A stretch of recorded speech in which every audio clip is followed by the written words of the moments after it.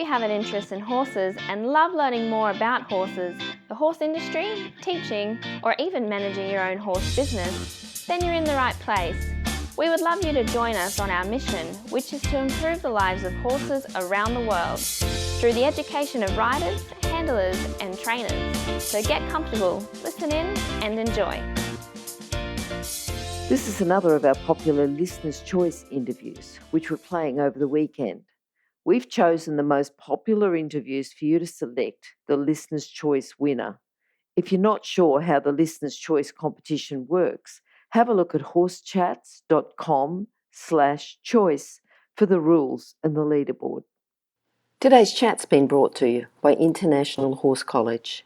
We have a mission to improve the welfare of horses throughout the world through the safe education of riders, handlers and trainers, and that's what these chats are all about. Registered Training Organisation 31352. Today I'd like to introduce you to Carlos DeCleermaecker. Was actually born in the Congo to Belgian parents, started to do a lot of show jumping in Belgium, and then every week started to go to Germany, did some exams in Germany, and is now qualified Förderwirtschaftmeister, and is also qualified in Australia as Level 3 dressage coach. And I'd like to introduce you to Carlos. Hi, Carlos. How are you today? Hi, Glenys. Good, thank you. Good. Carlos, now I explained a little bit about you being born in the Congo. I was very surprised when you said Congo. I actually was trying to work out if it was Belgium or Germany. And you said Congo, and I said, where's that? And you said in Africa. Just tell me a little bit about why you were born in Africa to Belgian parents. Yeah, after the Second World War in 1950, my parents went to Congo because you could make quite good money there. Mm-hmm. And they went there for 10 years. Yes. And we came back then. I was born then in 1955 and had a nice 5 years in the Congo. And then in 1960, all the family went back to Belgium.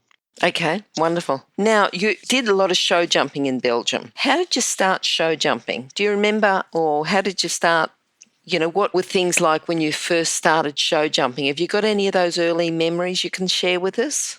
Yes, my first instructor, when I was 7, I started to ride. My father wanted that we did some sport. Mm-hmm. And we wanted to have a go with horses. So because the instructor was a show jumper, Van Paasen was his name, he was quite very popular. We took lessons from him and, of course, then started also to do some show jumping competitions. I had not much idea about dressage, but all there was all about show jumping. Okay. But after that, I went, when I was 10 to my 15 years old, I went always with Christmas time. I went to Germany and that was a 2-week clinic, 2 or 3 weeks it was. And that was every year you did the 2 or 3 weeks? Yeah. Yes. Yeah, I did. So 3-4 years I went there for 2-3 weeks. And that opened finally my eyes to dressage too, because we did also dressage there. We did the boats. I was very impressed about the level 3 instructor there. He could ride for me, it was amazing. He did piaffe and passage and all these high-level things. Mm-hmm. And we were watching, and he did also high-level show jumping. But the dressage was just amazing. And it opened my eyes, and I said, oh my God, I would like also to get my horse on a bit like he can get him on the bit. Yeah. That would have been a fantastic experience. It was. Now, your favourite quote. You tell me your favourite quote. Well, let us have a go. Yep. I say always, when I explain something or somebody comes with me and have some problems and he explained the problems, and then I say, well, let us have a go. Mm-hmm. Show me what's the problem, or I tell them not to be too nervous and come on, let us have a go, That's what I... That can be very... it's very confidence building for, a high-level instructor to be teaching and just say, let's just have a go. You don't have to go out and do it brilliantly the first time, but let's just have a go. That's Very good. Now, just thinking about your career with horses, but really it was the instructor that could ride and do dressage and do things very well at a high level. He inspired you a lot, didn't he, about a career with horses? Yeah, he did. And that opened also my eyes. And from then, finally, I was thinking to do my career there also in horses and to try to do it. That finally was giving me the inspiration to do it finally, to try to do it, because at that time it was not so easy to make your business, and there were not many riding schools at all. So that's also a reason I went to Germany. Okay. So your favourite quote about let's have a go was really influencing you back then when you said you weren't sure how it was going to be, but let's have a go. Yeah, that's right. That's right. Even my parents, they were thinking, oh my God, why horses? I'm sure a lot of parents do that. Yeah. All right. Now, what about horses? Tell me about a horse or some horses that have influenced you and taught you. Well, I had a very nice horse in my life. I had many very nice horses, but that was one of a special one. A certain day, somebody came to me and he wanted that I train this horse and rode it in competitions. But it was the father from a colleague from me who was also a professional rider in dressage. I say, well, I don't know. Is that a good idea? Your son, does he know about that? And he said, yeah, that's all good. But yeah, his problems, or the son had a problem with his horse with the flying changes, and he couldn't teach the flying changes. And, by times it's the combination. It didn't work really well together, the rider and the horse. And he was a good rider, nothing wrong with him. Then the horse came to my place, and I have to say I worked a little bit back on the basic with him. And after 3-4 months, he could do very nice flying changes left and right. And I started to compete him on lower levels. He was on level elementary at that time when I get him. And finally, we teach him everything to Grand Prix, like Piaf and Passage. I did a small tour level with him, so international. And then one day the owner came to me and asked me, well, Carlos, what would you like to ride next year Grand Prix with him, or would you like that we sell him? And that was a very difficult question because I put a lot of work in the horse, and he put quite a lot of money also in adjustment. And he was a very good horse, and such horses are quite easy to sell. And I was thinking, well, but the money is also important. And we came to an agree to sell then the horse, and we did, and he was sold in 3 weeks, and that was it. But he was such an amazing horse. The owner, he went to Florida, and that was a lady who bought him, and I saw her 1 year later in Zertogenbos in Holland, in a big competition, international, and she came to me and said how happy she was with the horse. Very good. He was amazing. He had a beautiful temperament.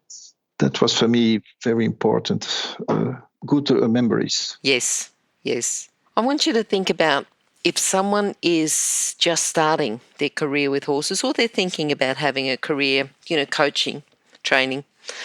Tell me what advice you'd give them or their parents to start that career. Well, I think to be a good rider, important is to be physically and mentally fit. So physically fit is important. So when we are too much overweight, it's difficult. We can't breathe really. So we can work on that. So we have to lose some weight. But it's very important to be a good rider, to be physically really fit. And you just can ride really well when also the brains are really there. When we have mentally a little bit difficult, we are not thinking good enough, or not thinking much enough by riding, and the riding will never be that good than when we are also really concentrated to the horse. So I think that's very important.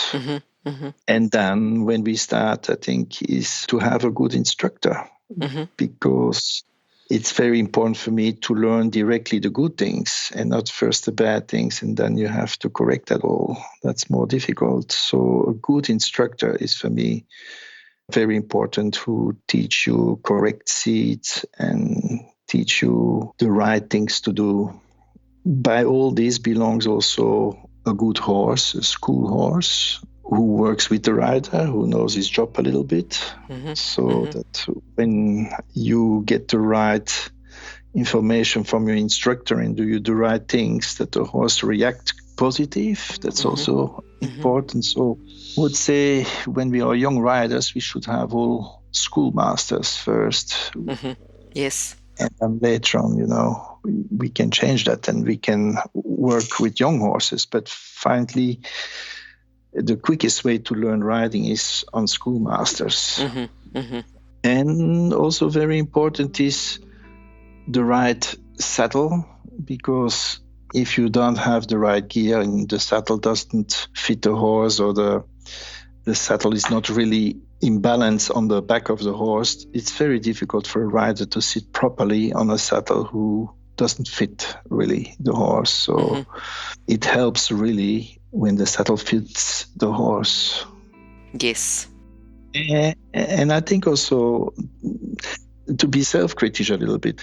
When you're riding by your own, by times, when somebody can take a video and you can watch yourself after you're riding, that's also something good. So you can see what you're doing, and that helps also. Good. All right. Now, you train a lot of top riders, a large number of top riders.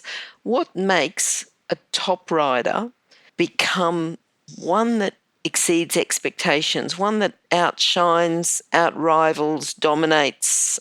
They've got to be talented, but what gives them that extra edge? I like to train very much good riders because they can follow the instructions and they can do what you tell them to do, and that's a good thing. And a good top rider, needs also a very good horse. When I see in Australia, we have so much really good talent riders, but at times we don't get really to the top because we don't have the right horse for the rider. You know what I mean? So it's not just to have a good horse and to have a good rider who brings you to the top. You need to be a harmony together, and that brings really a rider to the top. So you need to be good and then have a very good horse and then teaching, and that brings him really to the top. Have you ever seen riders that do have a good horse that just don't quite have what it takes to go further? I know that the horse that you had that was having trouble with its changes you talked about earlier, what could you have, looking back now and saying to that rider, what could they have done a bit different or a bit just to get them over that bit of a hurdle? Well, when some exercises don't work like a flying change, then we have to ask ourselves why. There is always a reason. And it doesn't help to do 1,000 flying changes and they're all wrong and bad. We have to work the basic. So we have to think, is the canter good enough? Is the horse sitting enough? Is there enough relaxation in the horse to ask a flying change? By times they are so nervous and so tense because they just wait after change. And that's where we have to teach them then not to be nervous, not to be tense, and teach them to have patience. Just asking them a change perhaps when it doesn't really think about it. There are many things that you can fix by really thinking what is wrong and is the basic, is the pace okay. By every exercise, flying changes when the canter is in 4 beat and he's not sitting enough, well, why should be the flying change and good, That doesn't work. Or when the horse is crooked, there are many things important. So at that time, I would say to the guy who had this problem with the flying changes, he wanted that too quick. Yep. And he was giving the horse so much pressure that the horse was getting very, very tense. And that's why when the man was giving me the horse, I needed 3 months, 4 months to relax him. Yes. And get the trust back in the horse, in his canter work. And then the flying changes came automatically. Good. Okay, so the trust and the basics, going back to the basics, very important. Absolutely. When something goes wrong, there is always something wrong in the basics, so we have to think about that. All right. Now, thinking about your career with horses, what is I'm going to ask you your proudest moment as a rider and also your proudest moment as a coach. Well, I had with this horse, where we were talking about with the flying changes, well, there is the Belgium Trophy, we call that. It's a very big competition of the small tour level, Prix Saint-Georges Inter 1, but very big in Belgium because everybody comes there and try to win. And he won this competition, and wonderful. I was very happy and very proud about that. And also, I was very proud on a student. I make her Belgium champion young pony riders. Okay. So she's 16 years old and won the Belgium championships. And that was for me also a very good moment. That's very good. Now, thinking that a lot of the listeners have got their own horses. They might have a couple, they might just have one. They might not have a horse. They want to improve their riding. So what I'm looking at is a training tip, first of all, for people to improve their riding, but then a training tip that they can train and just as they're riding, just something that they can use to improve a horse that they're riding. First, the rider, when he starts to train a horse, I think it's very important that he enough the time to teach his horse things. And I can see many riders are in a hurry to do things, and they go too quick in a level where they should not be in that high level. They should be perhaps 2 levels lower. But they Australians are really goers, they likes, but you need still to give yourself some patience to get there and to learn everything properly. And as I say before, it's very important for me as a rider to have many times lessons from a good instructor and working every time on the basic, also on your seat, thinking about your seat, because if you're sitting wrong on the horse, nothing goes right then. And every time when you try to teach something and it doesn't work, just go a step back. So again, going back. One step back and thinking, how can I do that better? Or I was a little bit too quick to ask, so I better wait a couple of days and then you ask again. Just giving the time. It's a long way to teach horses to the Grand Prix, and as a rider you need also many experience, so to take regular lessons by good instructors will help a lot. I'm just thinking, like you're saying, it's a long way. For what sort of timeline are we looking at to take a young horse to Grand Prix? And we're talking first of all with an experienced rider, but then with a rider who's not so experienced, has never gone any further, and this is their first Grand Prix horse. What sort of timeline are we looking at? Well, it's difficult to put a timeline on such things because, an experienced rider who was training more Grand Prix horses in his life, it will go quicker. But I think we have to give the horses also some time to build their muscles and to be strong enough to keep doing that for a long time. Otherwise, we have...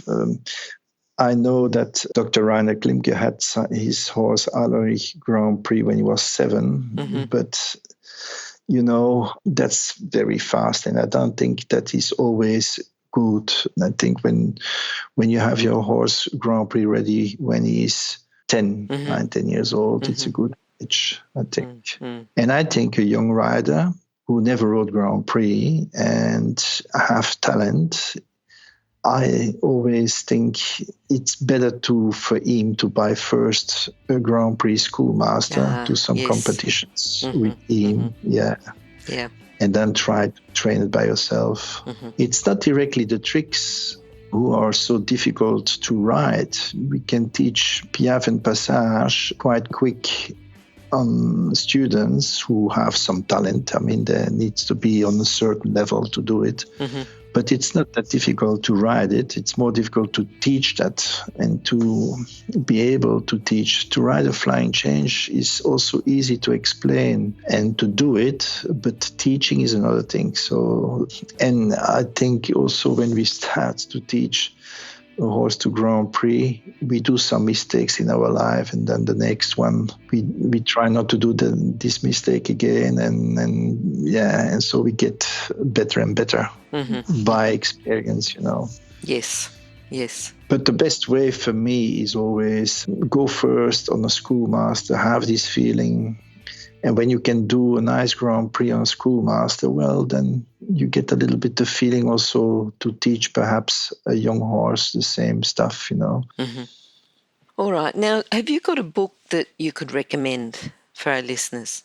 Yes. We have a book that we use in Germany. So when you do your levels, you have to learn from that book.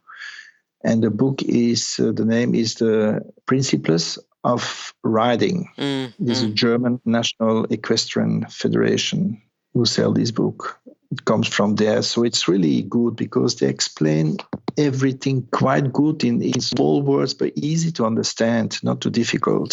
So it's well done. It's a very nice book. And then there is another one, Advanced Techniques of Dressage. So that is then the higher level, goes like half passes and also some half steps and all that. Yes. The same book. And both those books are available in English, aren't they? Yeah. And there is also one, what I find also very interesting, and is the book, The Dressage Horse from Harry Bolt. Okay. Years ago, this book was never translated. It's a big book. It's a beautiful book with many, many pictures. I have to say that Harry Bolt did amazing work making this book, because it's made in the years 70s, I think. And with many pictures, and it tells the history from the dressage. And he explained exactly the aids by every exercise from medium to Grand Prix. So the aids, seat aids, leg aids, rein aids, with photos. So you can see it. It's amazing. It's well done. Yep.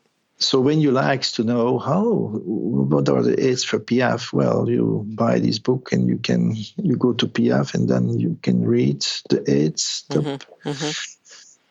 Okay. So very interesting. Yeah. I think the three of those should be a very good complement to riding and coaching. Yeah.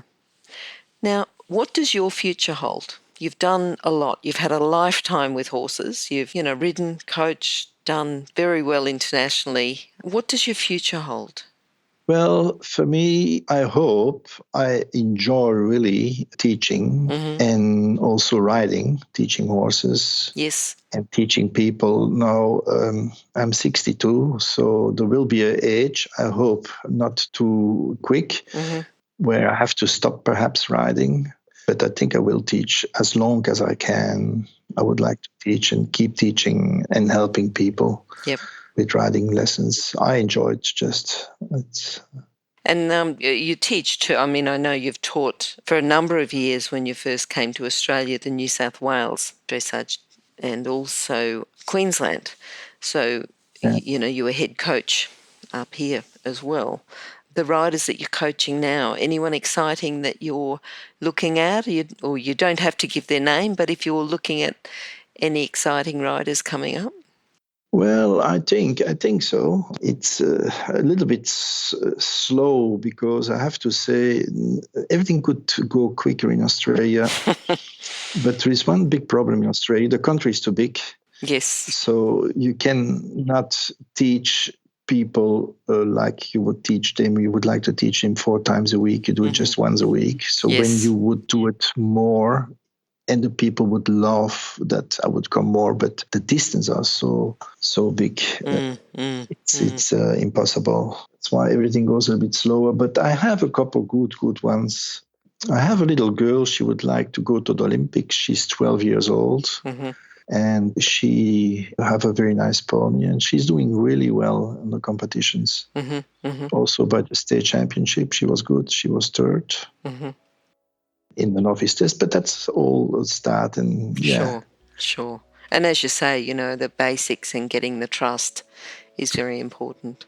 Absolutely. Mm-hmm. All right. Now, how can you sum up your philosophy into a lesson today?